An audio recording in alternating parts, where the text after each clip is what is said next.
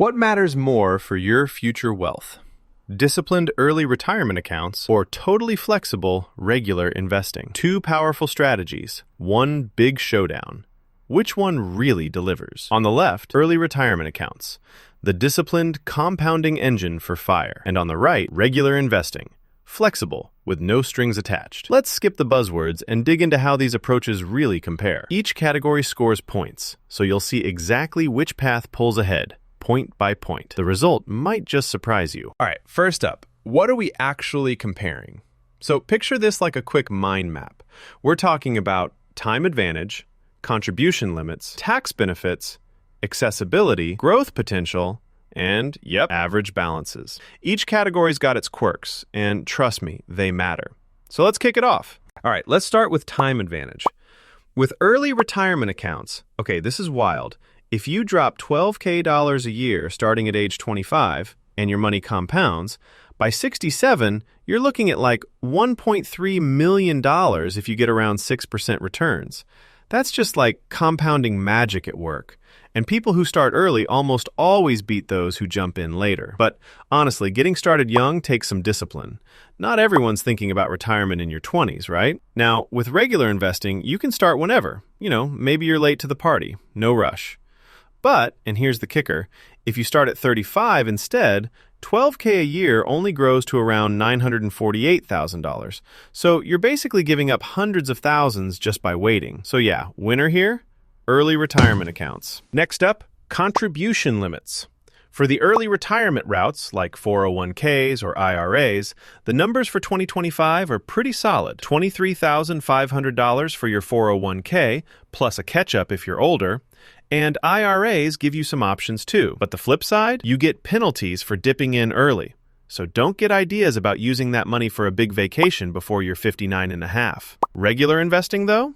Now this is super flexible. No annual caps or weird IRS limits. Just throw in what you can, whenever you want. The downside is you miss out on those juicy tax perks or, your company tossing in some free money. So in this category, regular investing actually takes the win. Next is tax benefits. And oh man, early retirement accounts are kind of unbeatable here.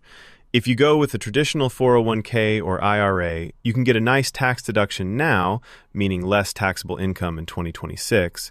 And Roth lets your earnings grow tax-free, so the government never sees a cent from your gains. But you eventually got to pay taxes when you finally withdraw from traditional accounts. Regular investing? You don't pay any taxes until you sell. But guess what? You're hit with capital gains every single year. So, yeah, it's cool while you're holding, but it adds up. Winner for tax benefits? Early retirement accounts? Hands down. Hey, quick pause here because I know this is nuts. Did you realize starting at 25, even with just $6K a year, at 7% could still land you over $1 million by 65? That's the magic of starting early. No joke. Jumping to accessibility. So with early retirement accounts, your money is kind of portable. You move jobs, your IRA or 401k comes with you, which is sweet. But, and this is a big but, it's locked in there until you're 59 and a half, unless you want a fee. Regular investing, though, is just like, boom, need cash? Withdraw it. No questions, no penalties, no drama. Only downside is you might not save as much because you can dip into it whenever. But yeah, regular investing is way more flexible on this front, so it's the winner. All right, now growth potential. Early retirement accounts can be super aggressive, stocks heavy, in your 20s and 30s, which means maximum possible growth. And auto-enroll features actually boost people's savings by like 60%, so you kind of get some guardrails.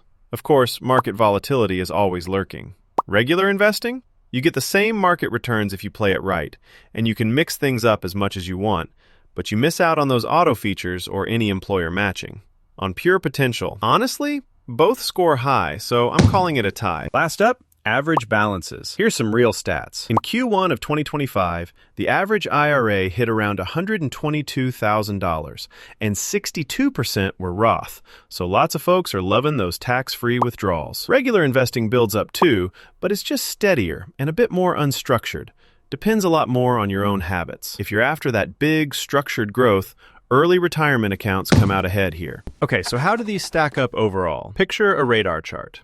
You'd see early retirement accounts spiking hard in tax benefits and average balance, while regular investing wins on accessibility and contribution freedom. The gap is real, especially for those compounding and tax perks. So, what's the big takeaway? Early retirement accounts seriously crush it for compounding and those sweet tax perks. If you're really chasing fire and want to retire early, it's the move. But regular investing?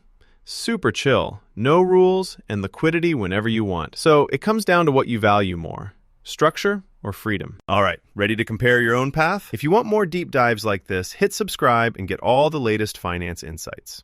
See you in the next